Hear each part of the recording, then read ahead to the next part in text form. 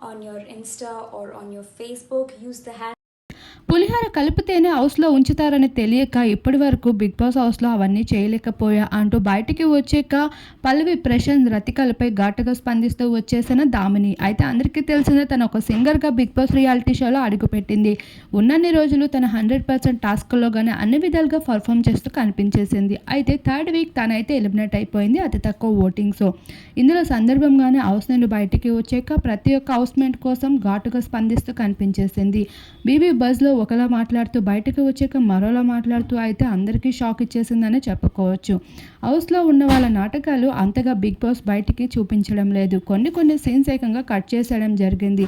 అసలు వేయాల్సిన సీన్సే వేయనే లేదు. అయినా బిగ్ బాస్లో పులిహార కలుపుతూనే ఉంటారని తెలిస్తే ఇప్పటి వరకు ఉన్న రియాలిటీని చూపిస్తూ ఉండేదాన్ని కాదేమో అంటూ ఘాటుగానే స్పందిస్తూ వచ్చేసింది ఆడియన్స్పై ఫైర్ అవుతూ దామిని.